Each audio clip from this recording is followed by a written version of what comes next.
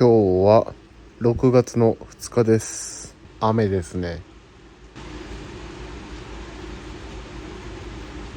結構雨強いですが、晴れの日より外に出る意欲は失せてしまうんですけど、雨の日は雨の日でこういう雰囲気も好きなんですよね。窓開けてここで涼んでるとめちゃくちゃ落ち着きます。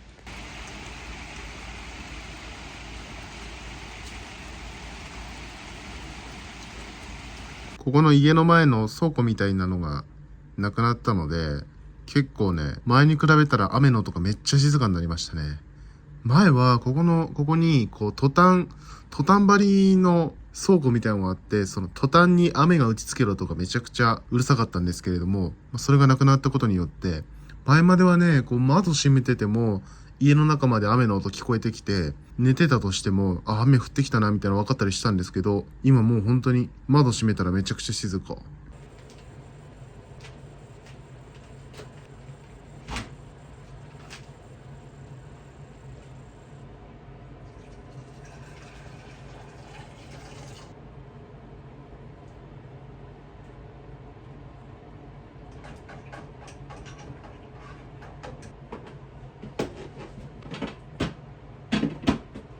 はい、ということで朝食です。もう最近朝ごはんはおかずなしスタイルですね。これめっちゃ楽なんですよ。もうこの料理全部10分くらいでできるので、もうこの卵と納豆に関してはほぼ時間かかんないし。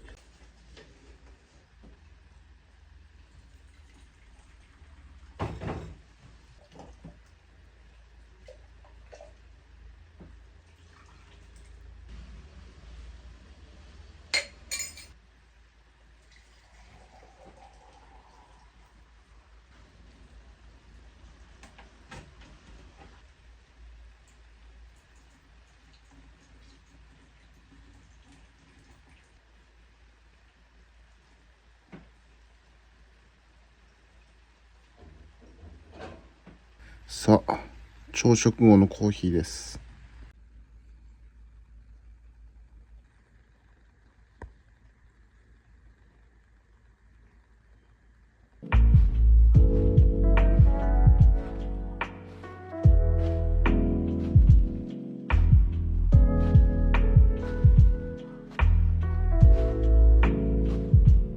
ちなみに今編集している間にちょっと iPad のアップデートをしておりました。この前の空き地、水没しそう。ちょっと出かける前に夕飯の唐揚げの下ごしらえだけしときました。完了。1時間ぐらいで終わったかな。ちょっと買い物に外に出てきたんですけれども、想像以上にひどい雨ですね。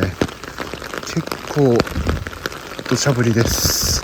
でもなんか雨の日の散歩とかってすごい体にいいっていう情報をどっかで見ましたね。この雨降ってる時ってなんかマイナスイオンがすごい出てて、だから雨の中でも散歩とかするとすごい体にいいらしいんで、雨の日も外に出た方がいいよみたいな情報をどっかで見ました。確かにね、雨の日は雨の日でなんかこう空気を外の空気吸ってて気持ちいい感じはするんですよね。晴れてる時よりも空気が綺麗な感じがする。なんか晴れの日とかってなんか風とかがないと空気がその場にそのままとどまってるような感じがあるんですけど、雨の日ってこう雨によって空気が浄化されてるというか綺麗になってるような気がするんですよね。だから確かにその情報は本当かもしれない。やばい、めちゃくちゃこれ水たまりができてて、これを避けながら歩いてますね。すごい。こんなひどい。なんか出てくる前はもう少し小雨だった気がするんですけど、すごい土砂降りです。この音聞いてもらうと分かると思うんですけど、この雨が傘に当たってる音で結構声を張らないと聞こえないくらいの、音量です。結構ひどい雨、ひどいです。ほらもうこことか完全に歩道が水没しかけてます。このね、脇の方の建物の敷地から流れてくる水がこうずっと歩道を通って車道に流れてくるので、ちょうどね川みたいになってるんですよね。いや、明日普通に学校行かないといけないんで、明日までには収まってほしい。というか去年みたいに駅前とか水没してたらもう本当にしんどいんですけど、さすがにあそこまでは降らないでほしいです。こことか歩きたくないんだけど、もうこれ完全歩道水没してる。縁石の上をちょっと小学生みたいなことしてますけど、これで乗り越えられた。いや、この最寄りのイオンまで歩いてきただけで足のすすがびしょびしょ。よし、買い出し OK。今日土砂降りだからかめちゃくちゃ人が少ない。風がかなりすごい。暴風です。やばい。いや、すごい暴風なんだけど、今傘ちゃんと差してるのにほぼ意味をなしていない。やばすぎる。とんでもない天気。うわ、やばい。これ映像じゃ伝わらないと思うんですけど、雨が上じゃなくて横から降ってくるんですよ。だから傘差しててもびしょ濡れ。やば。ほら、もうこことか川できてるもん。やばい。すごい攻撃だ。これはダメージがすごい。やばいです。この裾見てください。もうね、ここから完全にデニムの色が変わってて、もう絞れるくらい。でも靴下もやばい。びしょ濡れ。やばすぎます。足のとこじゃ済まなかった。この完全に上の方まで濡れてます。そしてこのエコバッグもこれ完全にね、これなんかライトグレーみたいな色だったんですけども、完全にダークグレーになってるんで、お分かりいただけると思いますけども、本当に濡れたタオルに包んでる感じ。ほら、もう中に入れてたものも完全にびちゃびちゃです。やっぱり一番底に入ってたダイソーのレシートが大変なことになってる。うわ、やば。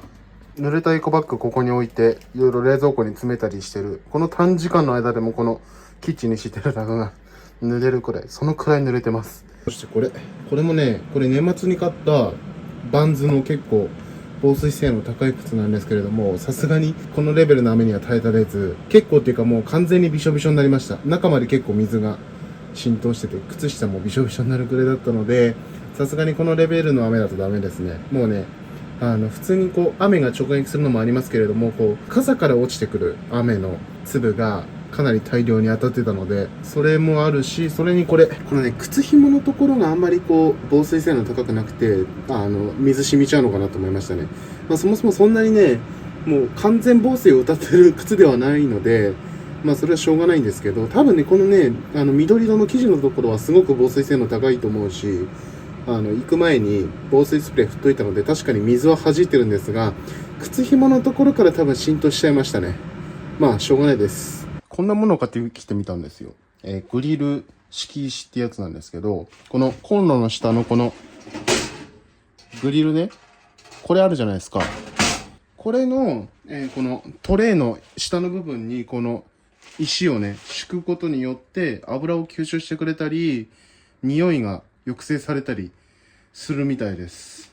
で、さらにこの石が温まることによってこう、遠赤外線効果があって、より早く食材が加熱されるし、基本的にこういうやつって、高性能なやつだったらなんか下からも火が出てくるんですけど、うちのやつはこれ上からしか火が出てこないんですよね。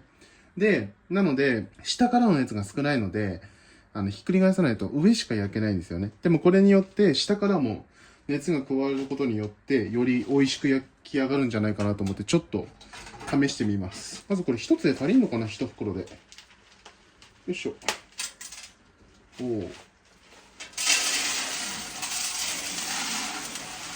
結構量ある。なるほど。で、これがね、油を吸うと黒っぽくなってくるらしいんですよ。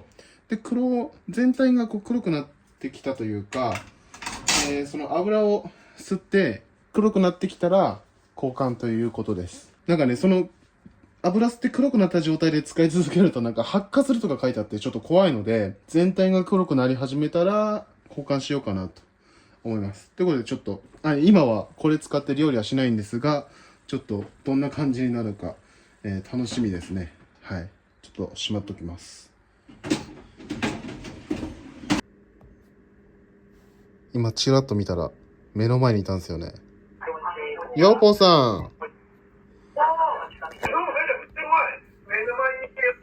ヨーポーさん。元気？いや、雨ひどくてずぶ濡れになったよ。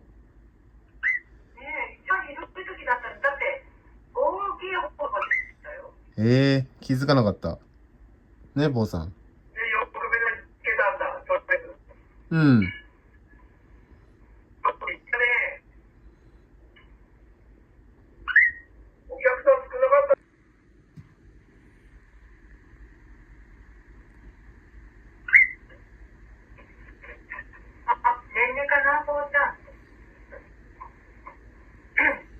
さて、雨に濡れて洗濯物が多くなって、そして乾かさないといけないものも多くなったので、一応洗濯しました。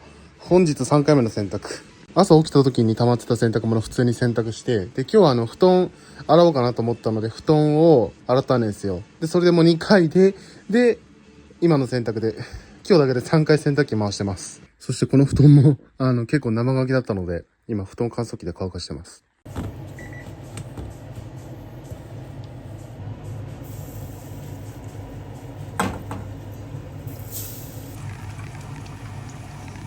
さあ、唐揚げです。最近めっちゃ唐揚げの頻度増えてるんですよね。めちゃくちゃ美味しいし、かつ安いっていうね。鶏肉をね、もう、めちゃくちゃ安くなってる時にいっぱい買ってきて、唐揚げにするんですけど、鶏肉って賞味期限短いから、いっぱい買ってくると、もうほぼ毎日ペースで唐揚げ食わないとなくならないっていうね。だからほぼ毎日唐揚げ食べちゃってますけど、鶏肉が何せ一番安いんですよね。豚肉とか牛肉とか買うより安いので、鶏肉をいっぱい買ってきて、で、それを消費するために唐揚げにするっていう。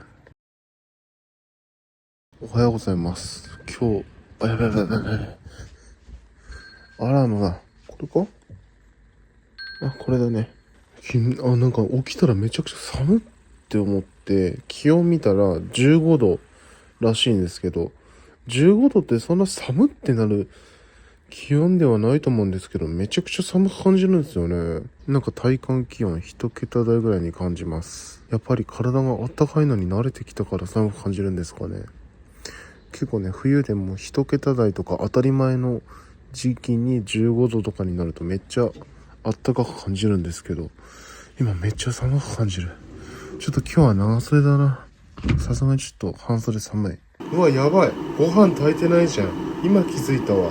もう今から炊く時間ないし、どうしよう。困った時はそうめん。普通にうまいです。そして楽。結局靴は一晩乾燥機かけたんですけれども、乾燥機といってもこの除湿機ですが、まだ若干湿ってたので、まだ乾燥が必要なようです。丸一日乾かさないとダメな気がしてきました。朝は少し雨降ってましたが、今めちゃくちゃ晴れてます。今日朝めちゃくちゃ寒かったので長袖着てきたんですが、暑い。結構暑いです。もう昨日の暴風雨が嘘のようにめちゃくちゃ天気がいいです。81円って安っ。なんか見たことないやつ。81円ってなんでそんな安くなってたんだろう。賞味期限もまだまだあるのに、スーパーでも今そんな値段で買えるかわかんないのに、めちゃくちゃラッキー。なんかいろんなフルーツ入ってるんだろうけど、マンゴーの味が強いかな。なんかマンゴージュースって感じ。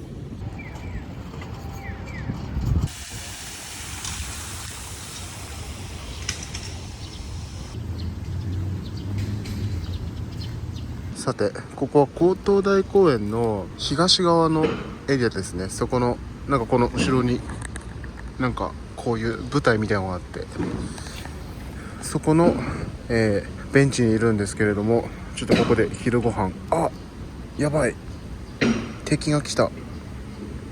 こいつ。うまい。いや、このね、暑くもなく寒くもないいい感じの時期にこうやって外でちょっとゆっくりします。もう少しするとね、多分めちゃくちゃ暑くなって外にいたくなくなると思うんですけど、この春、もう春は終わったか、初夏のこの過ごしやすい気候を利用してちょっと外でゆっくりします。真夏も真冬もこういうことできないんでね。秋になったらできるかな。秋になると多分ここら辺紅葉になって、それはそれでいいと思うので、それも楽しみなんですが、ちょっとゆっくり昼ご飯食べます。やばい。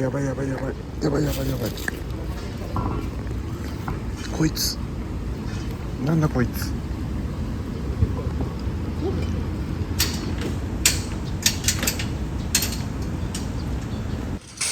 なんかすごいテントの設営がいきなり始まって、なんかすごい想像しいですけど、やばい、ビニール入ってんだけどこれチーズのビニール残っちゃったのかな、多分。そうですよね。やばい、食べてないよな。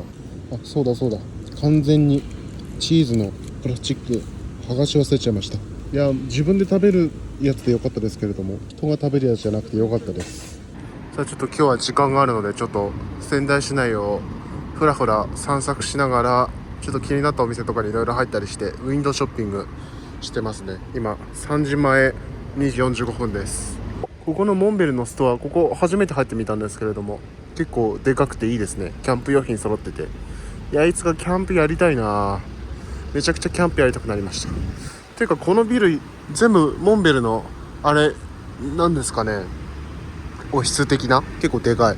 もうそうか、こんなちゃんとでっかくモンベルって書いてあるから、やっぱりモンベルのビルなんですかね。すごいな、こんなビル1個分。すごい。もう最近ね、結構もう仙台駅周辺ずーっと歩ってるんで、もうこの地下のエリアもだんだん制覇してきて、地下歩っててもどこにいるか分かるようになってきましたね。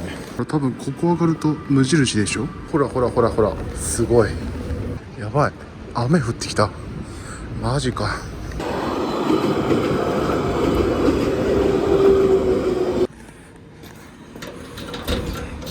あ、いいのか。久々に空気を入れよう。なんか前輪が最近空気がすぐ抜けるんですよね。パンクしてんのかな。でもその子あんのかな。パンクしてたらあれですよね、走ってるうちにもう空気なくなっちゃうと思うんですけれども、全然ないわけでもないんですよ。若干空気なくなってるみたいな感じなので、パンクとかじゃなくて完全にタイヤの劣化とかなんですかね。何なんだろう、パンクなのかな。何でしょう。これ無印良品で買ってきたやつなんですけど、ダブルファスナーケースって書いてあるんですけど、これね、バックインパックみたいなやつで、ファスナーがこことここ2つついてて、ポケットがこう2つあるみたいな感じの、ケースなんですけど、こう表面が、メッシュになってて、裏側が布っぽい素材になってるっていうやつなんですけど、これをね、何に使おうかと思ってるかと言いますと、旅行とかに行くとき使おうと思ってて、まあ旅行とか、まあ実家に帰るときとか、そういう、泊まるときですね、に、自分こういう化粧水類とか、ハンドクリームとか、あとシェーバーとか、こういうやつを持って行ってるんですけど、入れるものがなくて、なんかジップロックみたいなのに入れて持ってってたんですよね。それだとなんかかっこ悪いし、準備するのもめんどくさいし、取り扱いもしにくいので、こういう、専用のポーチ的なもの。これなんかね、スーツケースとか売ってるようなところに、近くに売ってて、旅行とかにも使える、ちゃんとしたやつなので、ちょっとこれ使って、この中に入れたいんですけれども、これね、この化粧水とかこのまま入れるんじゃなくて、こういうのあるんですよ。これ。小分けボトルっていう感じで、このくらいの、手のひらに収まるぐらいのサイズの、小分けにするためのボトルなんですけど、これも無印良品のもので、これ今日買ってきたわけじゃなくて、ずっと前からうちにあったやつなんですけれども、これ現在も全く同じもの販売されてるので、こいつに入るか、確認してみたところ、こう縦がちょうどぴったりのサイズなんですよね、ほら。なので、このちょうど蓋のところが押さえられて、蓋が開いちゃったりしないし、めちゃくちゃ安定するので、ちょうどいいなと思って。まあ多分想定されてるのかな。この多分組み合わせの使い方は多分無印良品想定してると思うんですけど、まあそんなことでちょっと便利そうなので使ってみようと思います。で、ちょっとね、化粧水これ入れてみようかな。なんだっけ、今週末また地元に帰るんですよ。なのでその時にちょっと使ってみたいっていうのはあるんで、ちょっとやってみます。正午とかあった方がいいかな。これで、超できるけど。化粧水をね、満タンまで入れる必要はないと思うので、まあ、とりあえず、2泊分ぐらい。うん。こんな感じで、化粧水ね、入れて、こんな感じで開くもので、で、ここに入れると。いいですね。よくないですか、ほら。ちょっとこの乳液の方とかも入れて。これね、今ね、化粧水と乳液だからいいですけれども、これがこの透明な液体が増えたら、同じような見た目で区別つかないようなものが増えたら、ラベリングしとかないといけないかもしれないですけど、まあこの2つはね、見分けつくので大丈夫でしょう。ということで、ちょっと乳液も少し入れで、はい。あ、めっちゃいっぱい入れちゃった。これね、ボトルのところだけ見てて、全然この小5のとこ見てたので、小5のとこで使えてるのが全然見えてませんでしたが、とりあえず乳液も、入れられました。で、これも入れときます。ほら、全然このボトル持ってくより、これ持ってった方が全然軽いし、ちっちゃいし、場所も取らないので楽じゃないですか。さすがにこう旅行に行ってこれ全部使い切るってことはないので、1週間とかの旅行だとしても、このボトル絶対使い切らないじゃないですか。なのでこういう小分けにして持ってった方がいいし、それこそね、海外とか行くときだと、なんかあんまでっかいボトル持っていくと、持って飛行機乗れなかったりするんですよね。なんか結構ね、YouTube とかの旅動画で見るのは、あんまりこう、でっかい化粧水のボトルとか、石鹸みたいなやつとか、でっかいボトルで持ってったら、これ持ち込めないからって言われて空港で捨てる羽目になったみたいなのを結構聞くんで、まあそういうのを防ぐためにも、こういうちっちゃいボトルに入れといた方がいいんじゃないかなと思います。はい。いいですね。あと、こんなのも買ってきました。これはクリームケース。まあこのクリームとかを小分けにして持っていけるっていうやつなんですけど、こんな感じ。これ大きい方ですね。なんかちっちゃいのと大きいのあったんですけれど、大きい方買ってきました。で、これにはこれですね。このニベアのハンドクリーム。まあ、知らない人はいないと思いますけれども、まあ、有名なニベアの青缶ですね。これもね、かなり使ってて、寝る前にいつも手に塗って寝るんですよ。本当にね、結構意外と手が荒れやすいんですよね。なので、このニベアのクリーム必ず夜寝るときに塗って寝るようにしてるんですけれども、これもね、絶対このサイズいらないじゃないですか。なので、ここに小分けにして入れとこうと思うんですけど、これは量がどのくらい入れればいいんだろうな。別に目いっぱい入れる必要もないと思うんですけど、これ綺麗にやるの難しい。めちゃくちゃ汚くなりそう。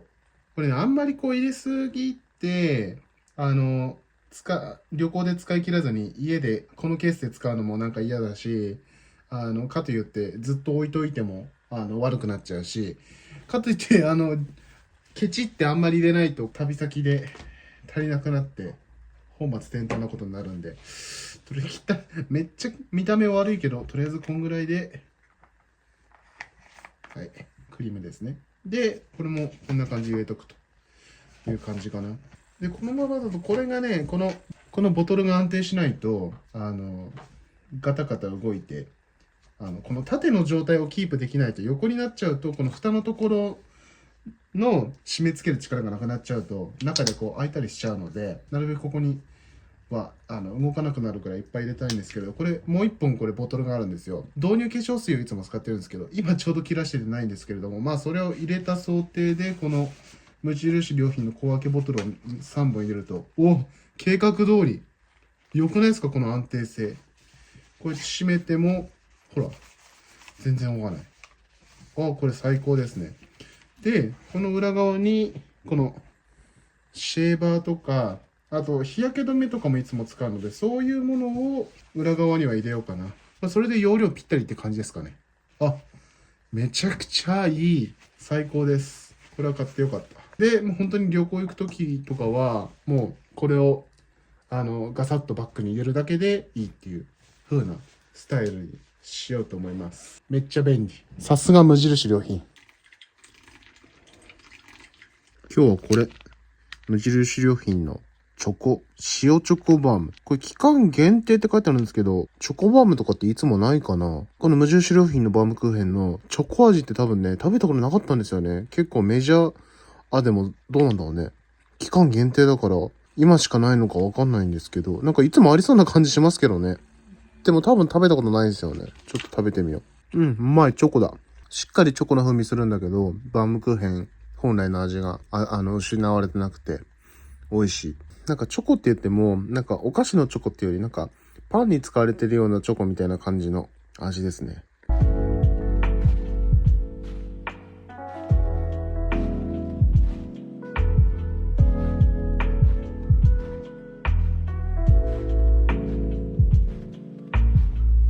いや、これやばいな。今先週からこの Vlog を、1週間分の Vlog を1本にまとめるっていう動画の作り方をしてるんですけれども、その先週の動画を編集してみてるんですけど、やっぱ長いですね。やっぱこの動画内でも言ってるんですけど、喋りすぎなんですよね。喋りすぎでめちゃくちゃ長い。なので本当にね、編集もめっちゃ大変。もう1時間ぐらい編集してるんですけど、半分以上はいったかな。だけど、めっちゃ大変。でも、これをね、今週は喋りすぎないように意識するので、多分、この動画よりは編集楽になるはず。そして、短くなると思うんで、新しいことやってるので、慣れですよね。やばい。めっちゃ疲労感やばいです。もう本当にね、この動画、1時間以内に頑張って収めたいんですけど、できるかな？そしてこれね、残りもうちょっとっていうところまでね、編集進めたんですよ。かなり疲労感やばくて、いつものランニングより疲れてるんじゃないかっていう感じなんですけれども、なんか一回動画編集ってやっぱり自分の好きなことなので、これ一回始めるとね、疲れてようが、集中力がやばすぎてやっちゃうんですよね。で、動画編集終わってみるとめちゃくちゃ疲れてるみたいな。なんかやってる時は疲労感感じなかったりするんですけど、終わった瞬間めちゃくちゃ疲れてることに気づくっていう。ちょっと、ご飯食べよう。お腹が空いてることも忘れて編集してました。さて、今日も唐揚げです。もうこれでね、鶏肉なくなったので、唐揚げは終わりですかね。さすがに当分、唐揚げはいいかな。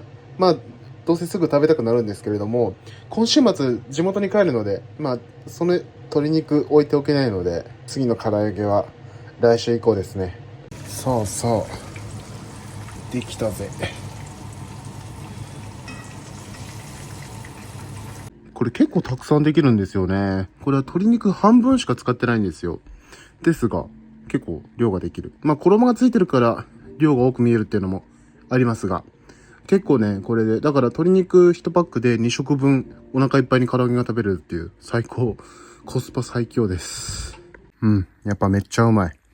10分以上かけてゆっくり、じっくり焼いたんで、めちゃくちゃ美味しい。いやー、なんとか1時間以内に収まりました。そしてこれカットの数すごくないですか？ 653 カットあります。やばい、これめっちゃ疲れましたね。2日がかりでかかるかと思ったけど、なんとか1日で終わった。今日なんかちょっと肩痛いので、久しぶりにゆっくり浴槽に浸かろうと思います。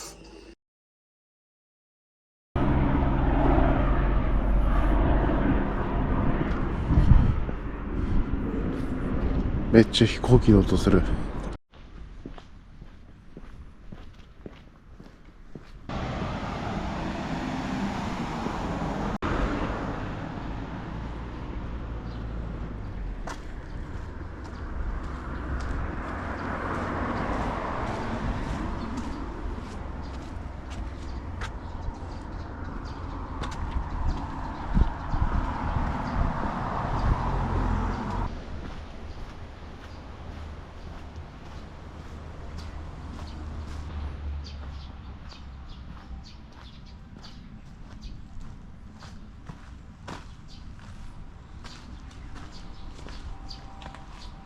今の気温17度らしいんですけど、めちゃくちゃ涼しい。日差しがないのでかなり涼しいです。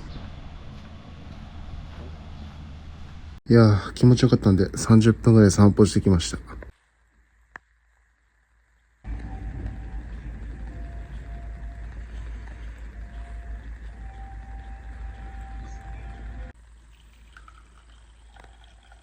コーヒーのお供はこいつ、無印良品のチーズケーキ。これあれですね、バームクーヘンと同じシリーズで、この不揃いシリーズで売ってるやつなんですけど、多分これも食べたことないんですよね。なんかね、家族がチーズケーキ好きなので、お土産に買ってったことはあるんですけど、自分で食べたことなくて、ちょっと食べてみます。どんな感じなんでしょう。うまい。なんかあれですね、カットケーキみたいな感じじゃなくて、こうちゃんと手に持って食べれる感じの、なんて言うんだろうな、パウンドケーキとかに近い生地なんですかね。でも味はしっかりチーズケーキで、めちゃくちゃチーズの風味出てます。コーヒーとの相性抜群。はい。はい。はい。お名前お間違いないですか？はい。こちらサインお願いします。あとペンありますんで。あります。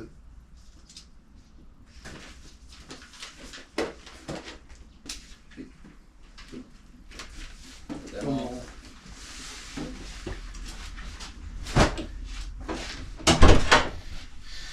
ちょっ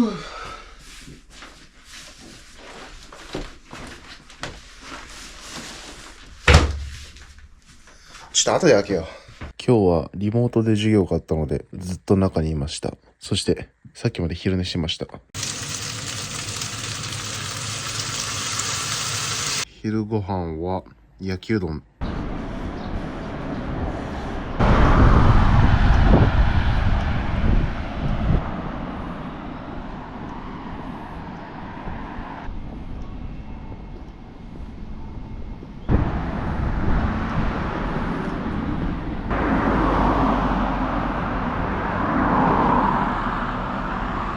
よいしょ。先ほど届いたこれ開けてみます。ということでこれは、家族から届いた食料です。いつもお米を家族からもらってるんですけど、家族がこっちに来るときは持ってきてもらうんですが、お米がなくなるタイミングで、来れないときは、こうやって送ってもらってるんですけれども、それが届いたので、開けます。お米の他にもいろいろ食材とか送ってくれたみたいなので、ちょっとどんなものが入ってるか。一応お米を送ってもらうんで、ご飯のおかずになるようなもの。そして、これクール便とかじゃなくて、普通に常温の状態で送れてくるので、常温で食べれるものみたいな風に言ったんですが、さあ、どんなものが入ってるか楽しみです。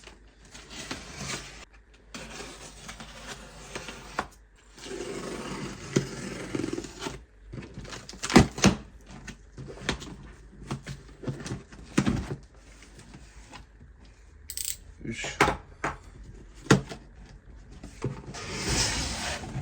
お、結構いろいろ入ってる。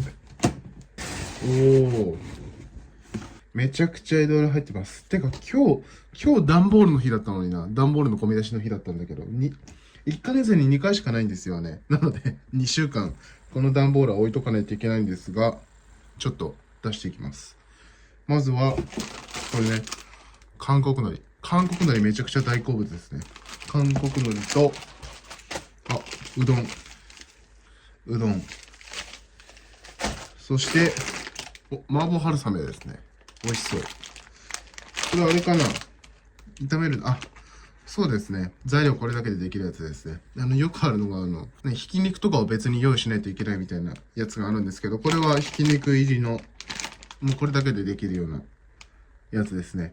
そもそもひき肉いらないんかな、そもそも。ひき肉、まあいいや。そして、これは嬉しいですね。ミックスナッツ。もうこういうのね、ハイボールとかのつまみになるので、めちゃくちゃ最高ですね。もうナッツ系は、基本的に自分、お酒はほとんどハイボールかウイスキーを飲むので、ナッツはめちゃくちゃおつまみとして嬉しいです。あとは、これも大好物。辛ラーメン。で、これはレトルトカレー。電子レンジで温めるだけでできるレトルトカレーです。で、これが麻婆豆腐の素。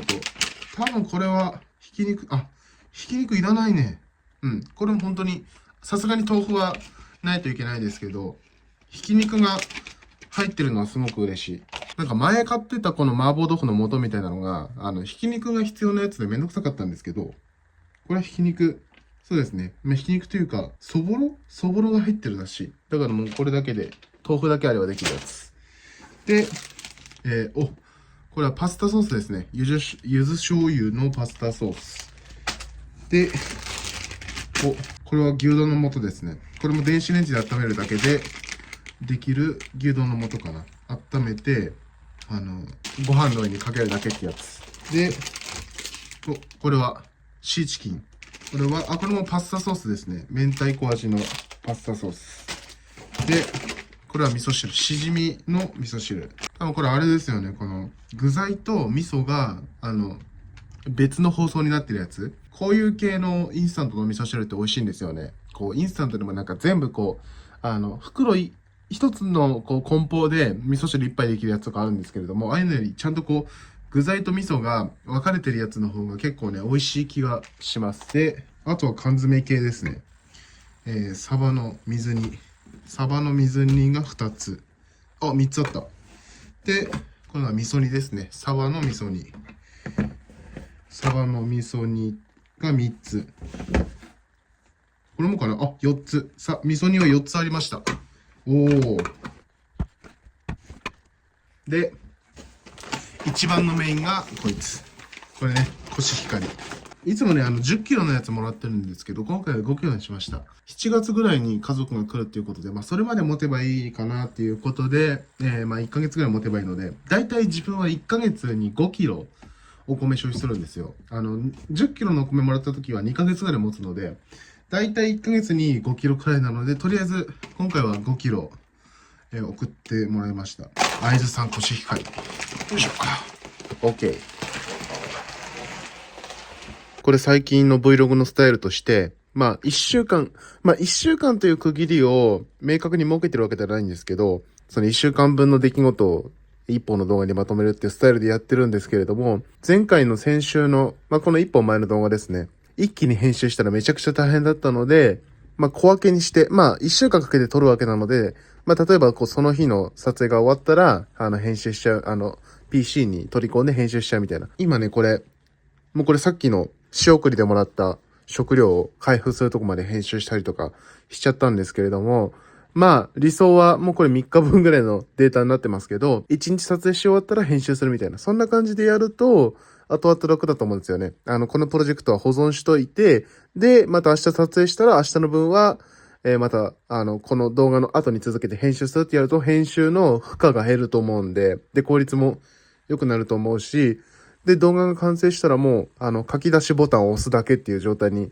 しとくとかなりね、最近のこの1週間撮影スタイルでも結構効率よくできるんじゃないかなと思うんですけど、やっぱりね、短くしようと思ったんだけど、どうしても長くなっちゃいますね。やっぱりね、伝える内容を絞って、考えながら喋っているものの、やっぱり、伝えたいことが多すぎて喋りすぎちゃうんですよね。そして、編集で変な間とかも、とかそのとか言って、つっかえてる時間とかもカットしたりしてるんですけど、それでも、どうしてもこれもうすでに35分経っちゃってて、こうやって、今この瞬間、こうやって喋ってる、間にもどんどん動画の再生時間が伸びてしまうっていう感じなんですが、どうなんだろうな。必然的にやっぱりこの1週間分の動画を1本にするっていうのだと、やっぱり必然的に動画長くなっちゃうかもしれないですが、1時間以内にはしたいですね。前回の動画も54分ぐらいだったかなだったと思うんですけど、もう、せめて1時間以内には収めたいです。多分ね、もう本当に30分以内とかだと多分厳しいと思うので、1時間以内。だから今週はあと25分しか動画が撮れないという変な縛りがあります。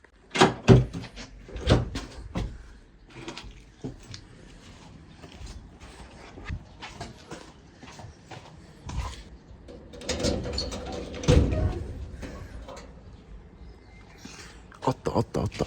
この押し入れも整理しないと汚いな。これ。よし。これね、IKEA でずっと前に買った配線カバーですね。こんなやつ。おそらく多分今もあると思うんですけど、これ実はすでに机の下に1個ついてて、ちょっと配線汚すぎる上にめっちゃ見にくいと思うんですけど、これですね。これ1個ついてるんですけれども、配線処理しようと思って、で、結構配線多いから足りないかなと思って2つ買ってきたんですけど、これ1個あたりが結構、設置してみたらでかくて、配線収まったので、とりあえず1個でいいかと思って、余ったもう1個はね、押し入れにずっと入れてたんですが、ちょっとね、この度、この配線ラックをちょっと追加しようかなと思ってて、それも、配線の用途で分けようと思うんですけれども、これ、今ここに、もともとついてる、これは、この PC とかの配線を、入れるようにして、で、こっち側の空いたスペースにもう1個、配線のラックを取り付けようと思うんですよ。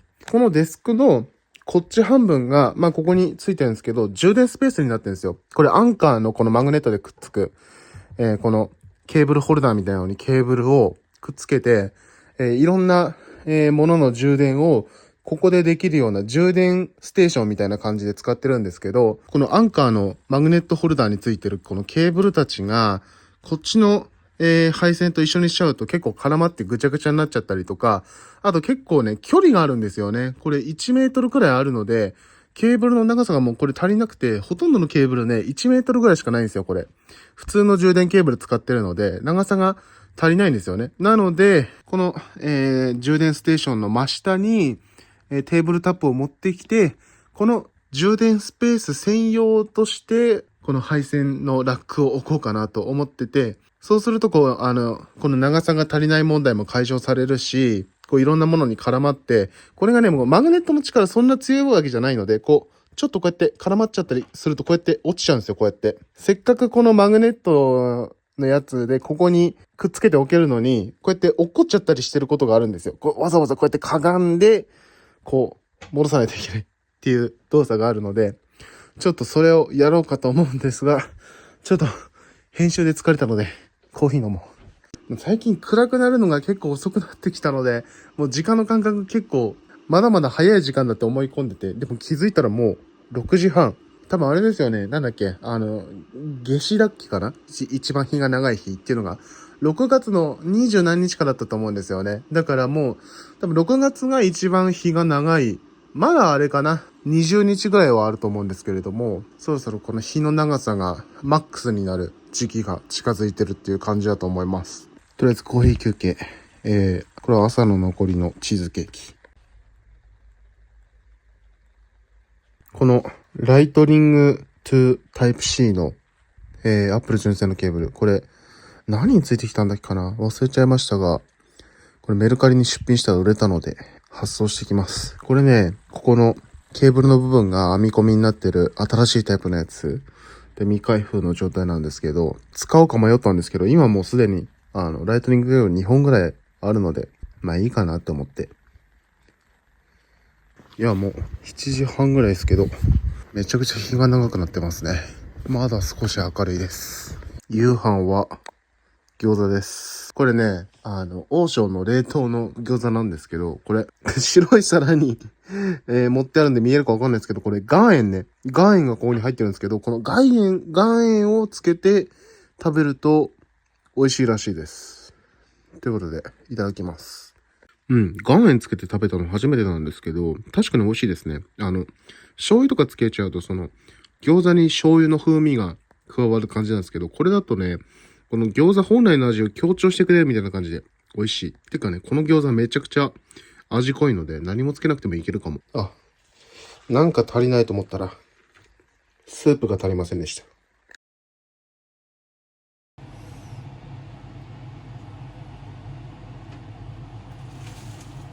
今日も結構晴れてますね。気温は18度ということで、結構暖かいです。現在時刻10時半。ちょっと飲み物買いに行きます。謎に1時間半、授業の空きコマというか、なんか何もない時間があるんですよね。謎ですけど。今日暑いから、アイスかな。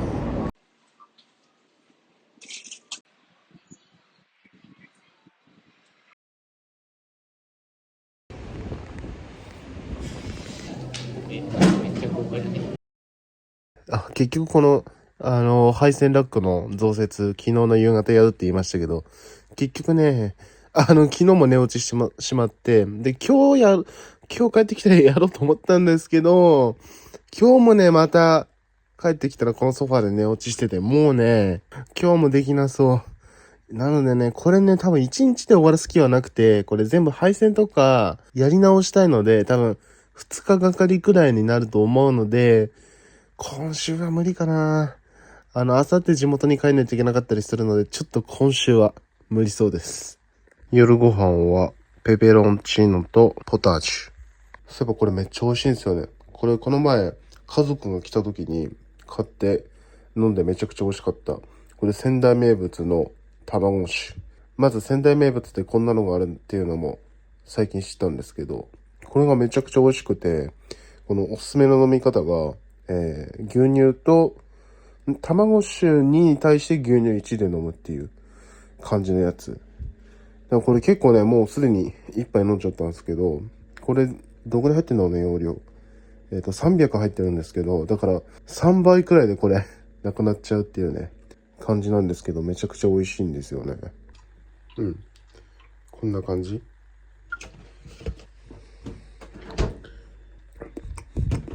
うん、うまい。卵の風味もしっかりして、で、なんか程よく甘いんで飲みやすいんですよね。めちゃくちゃまろやかで飲みやすい。現在時刻1時過ぎ。ちょっとね、今日寝坊して朝ごはん食べてないので、めちゃくちゃお腹空いてるんで、どっか食べに行きます。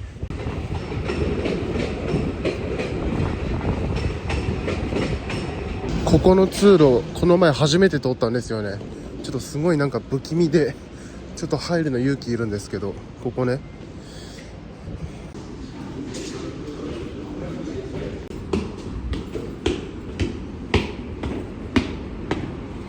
ここね、実は東口にアクセスできる通路だったんですね。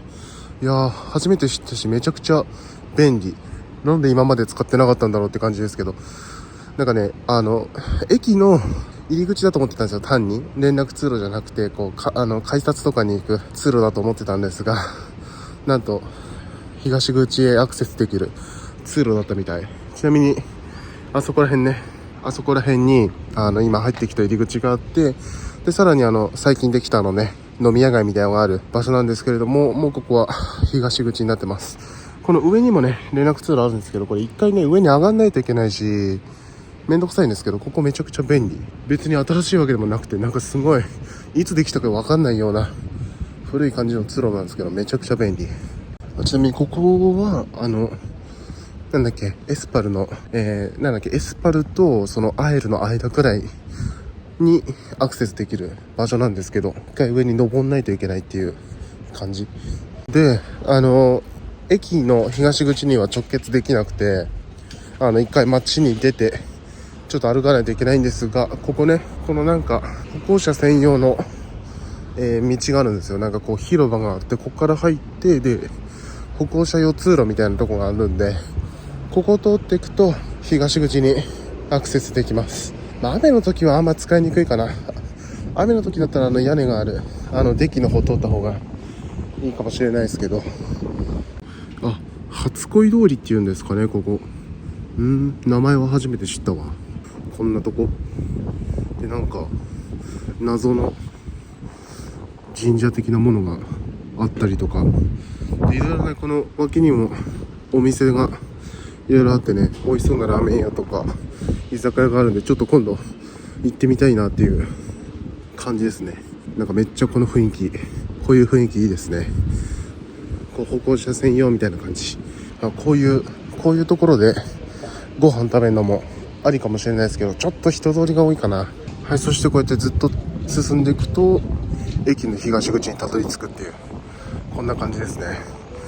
結構歩くので万人にお勧めできるルートではないんですけど、個人的にはかなり便利だと思ってます。所要時間10分ぐらいでしたね。なので西口のデッキの上通って、あそこのエスパルの中通ってくるのとあんまり距離的にも時間的にも変わんないような気がするんですけど、人が少ないし結構ね、あそこ便利ですよ。なので目的地によってはあそこかなり便利に使えるんじゃないでしょうかね。この前バスのチケットで少しトラブったのを思い出します。今日はめちゃくちゃ二郎系食べたい気分なのでビリーに行きます。なんかビリーめちゃくちゃ久しぶりな気がします。もう1年経ったのか、ここできてから。早っ。この時間むちゃくちゃ空いてますね。飲み屋がねメインでこのエリアは入居してるんで、めちゃくちゃね、昼間は土日は多いですけど平日の昼間はめちゃくちゃ人少ない。さあビリーはそこそこ混んでんじゃん。やっぱりそこそこ混んでますが並びはありません。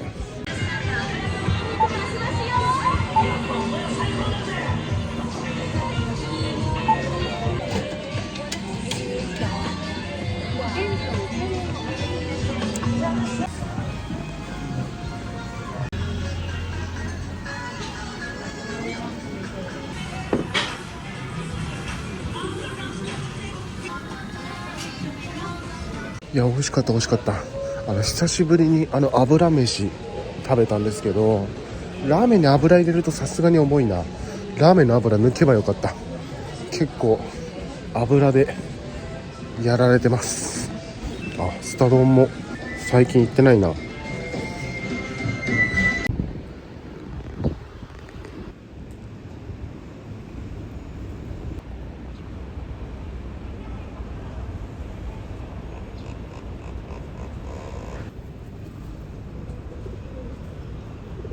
と食休みにここら辺で休憩していこうと思ったけど、ちょっと暑い。22度、ちょっと暑い。やっぱり油には要注意ですね。結構自分ね、量は食べれるんですけど、油が入るとちょっといきなりダメになるっていうのがあるので、油飯食べるときはラーメンは油抜きにした方がいいと思います。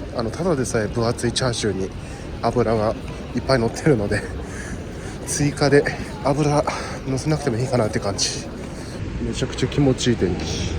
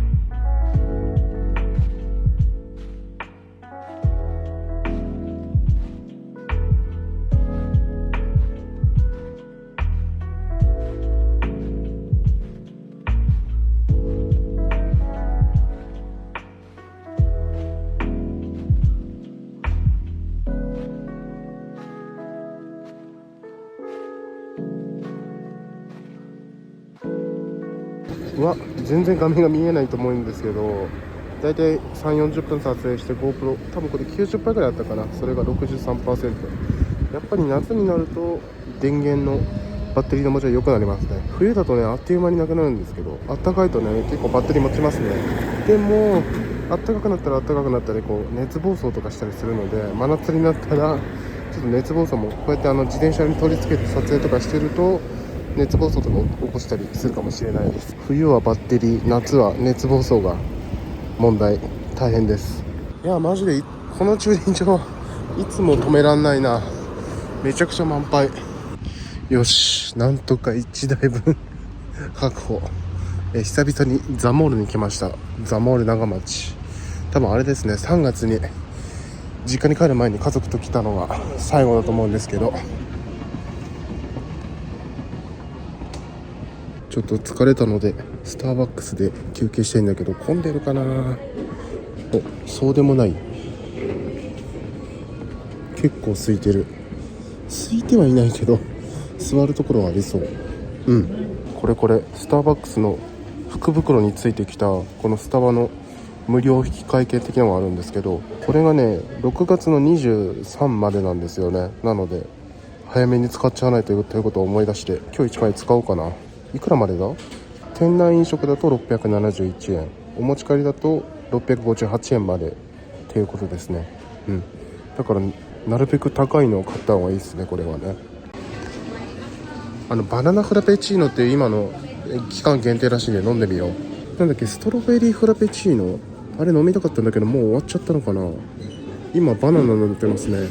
差額19円ということで使い切りましたね。ちゃんと600いくらだっけかね、あれね610円引かれてますね。610円まで支払えたんですかね。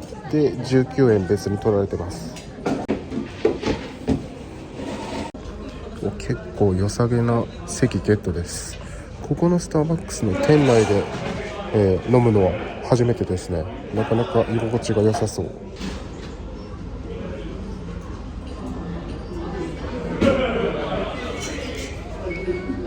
美味しそう。下に果肉が入ってんのかな。これはめちゃくちゃうまい。かなりバナナ、そのままバナナ粉砕した感じで、下にも果肉が入ってて、なんか上カラメルみたいなのかかってんのかな。このカラメルとバナナの相性すごい。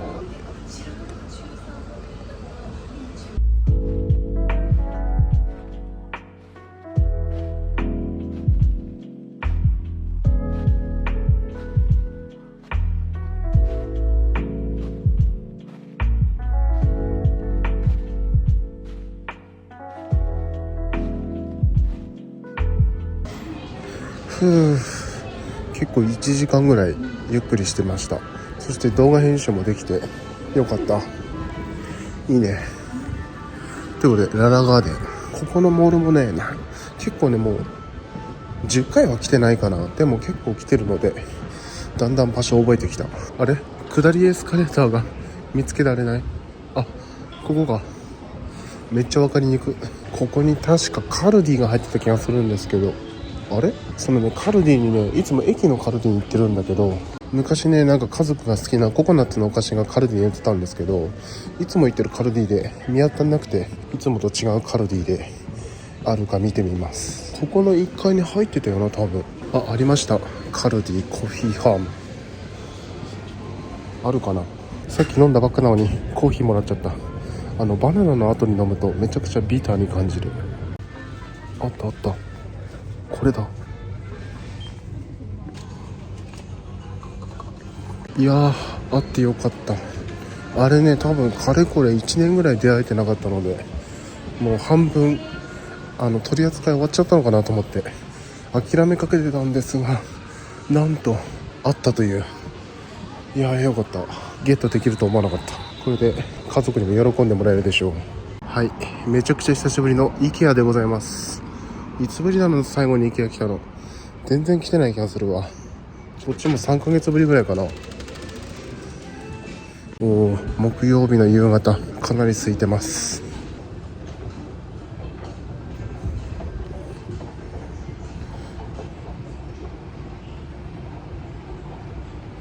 今日は特に買い物はないんですけど、ちょっとせっかくなんでゆっくりショールームでも見ていこうかなと思って来ました。これめちゃくちゃおしゃれだな。めっちゃおしゃれ。いや、ラタンもかっこいいな。ち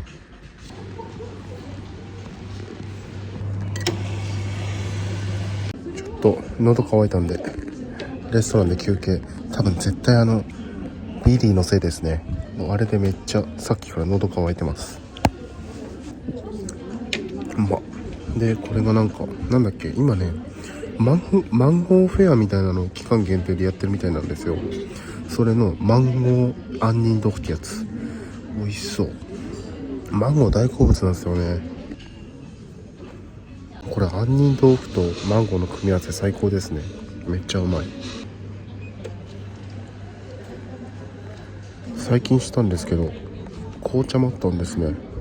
ちょっとあんま飲むとね、紅茶トイレ近くなっちゃうんで一杯だけにしときますが、リプトンのやつ、うまい。家族がこの IKEA のフリーザーパック 1.2 リットルのが欲しいって言ってたんだけど、 1.2 リットルだけのやつってかないんですよね。必ず2サイズセットになってるっていう。ちょっと今家族に LINE で聞いてみたんで、ちょっとフリーザーバッグは保留。これいいよね。シューズバッグこんな感じのやつで、これ実家とかに靴ね2足ぐらい持っていくんですけど、その時にねスーツケースに入れるバッグとしていいかも。いつもねスーツケースの中の服が汚れないようにビニール袋とかに入れて持ってってたんだけど、これ専用のシューズケースいいかも。しかも89円だし。今連絡が来て、こっちがいいってことですね。2.5 リットルと 1.2 リットルのやつ。あとこれ欲しかったんですよね。ボックスが何個かセットになってるやつ。なんか割引になってるし、うちのデスクの下にあるこの IKEA のアレクスっていう引き出しにこれがサイズ的にちょうど合うらしいんですよ。なのでちょっと整理するのに使えるかなと思って、ちょっとでかいな、持って帰るの大変そう。IKEA といえばのこの壁、なんか空張りが増えてる。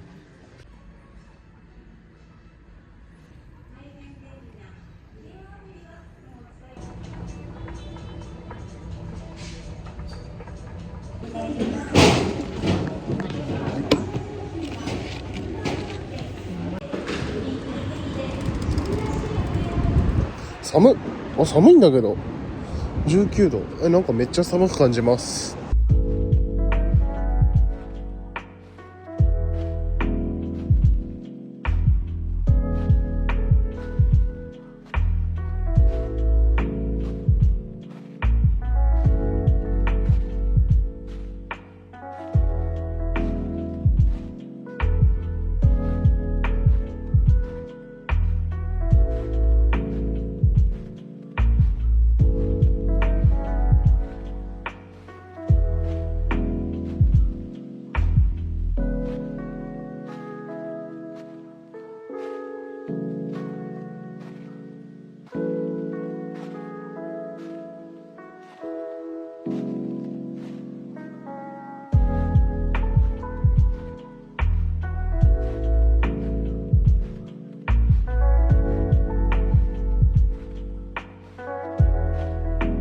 そう、問題は、ここなんですよ、ここ。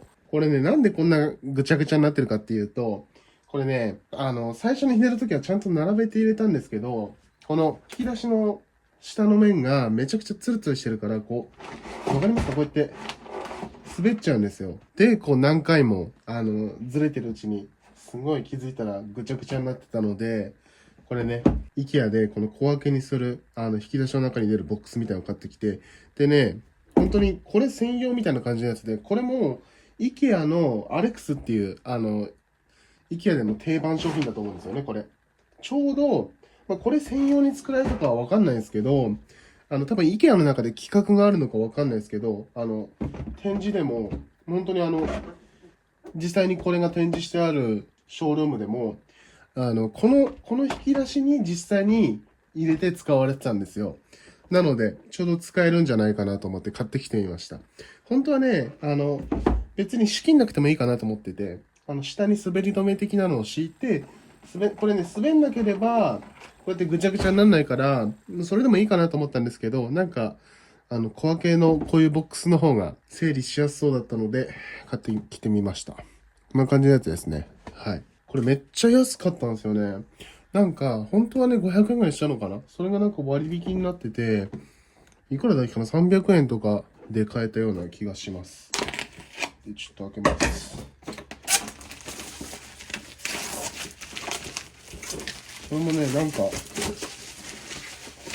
テクスチャーがすごいいい感じで、これわかりますかね？なんか、紙製なんですけど、なんだろう、こう、布地っぽい感じになってて、すごい安っぽい感じはないですね。作りもめちゃくちゃしっかりしてて。あ、めっちゃ丈夫。めっちゃ丈夫だし、見た目もいい感じですね。で、一応この、内容物は、なんかこの中くらいの大きさの箱が2つと、あとちっちゃいボックス。これが2つ。で、もう一つこれ大きいの。これ使い道あるかな？こんなにでっかいのはいらないかもしれない。この2つの大きさは使えると思うけど、こんなでっかいのは使うかな？ちょっとわかんないですけど、とりあえずね、このぐちゃぐちゃしてるものたちを全部出して、ちょっと、整理します。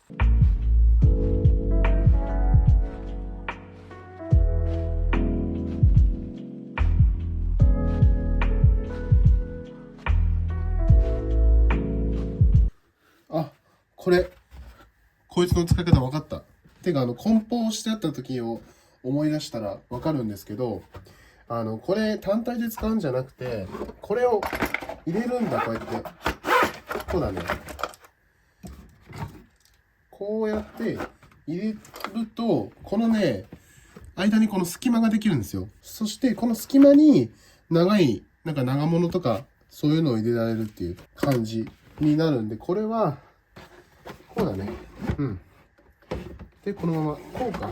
あ、この向きじゃないといけないのか。はい。これだ。正解はこれです。これあれかな？奥にもう一個とか入んのかな？さすがに入んないか。まあでも、多分、使い方はこれが正解。来ましたね。どうですかこれ。めちゃくちゃいい感じになりました。どうでしょうか？すぐ欲しいものにアクセスできるようになって、こうやって開け閉めしても、もちろん中のものが散らかることがなくて、この仕切りがあるおかげでね、このままのレイアウトが保ててます。これめちゃくちゃ買ってよかったかも。これもう1セット買ってきて、このね、浅いタイプの引き出しがもう一つ下にあるんですよ。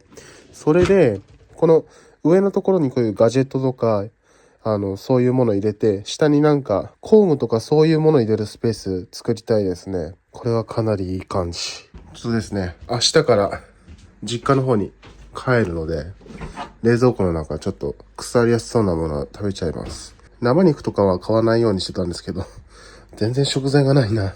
これはもう帰ってきたら買い出し必須ですね。これとか大丈夫なのかな？奥の方にある。ちょっとこういうの食べよう。太陽堂の麦せんべい。これ、福島の名物なんですけど、これ、祖母がね、好きで、だいたいせんべい系は祖母がめちゃくちゃくれるんですけど、これめっちゃ硬いんですよね。ちょっと割れてますけれど。めっちゃ硬い、太陽堂の麦せんべいってめっちゃ有名なんですけど、こんな感じのやつね。もう音聞いたらわかると思うんだけど、めっちゃ硬い。だからまあ、これはわざと割ったわけじゃなくて、多分ね、気づかないうちに割れてるんですけど、祖母はこのまま食べると、歯が心配ということで、わざわざ割って食べてますが、そのぐらい硬い。硬っ。この、噛んでる音聞いてお分かりいただけると思うんですけど、硬いけど、うまい。なんか独特な味なんですよね。なんか無駄な味がついてなくて、美味しい。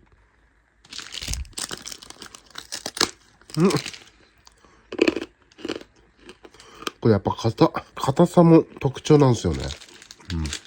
あとこれも飲んじゃわないと。卵酒。これ先週末ぐらいに買ってきたやつなんですけど、一応乳製品だからね、飲んどこうかなと思って。これね、普通に牛乳で割って飲むのもいいんですけれども、これだとね、この1本で3杯分ぐらいしか飲めないんで、このなんかデザートのソースとして使えますっていうの書いてあるんですけど、アイスとかカフェラテの上からかけて飲むと。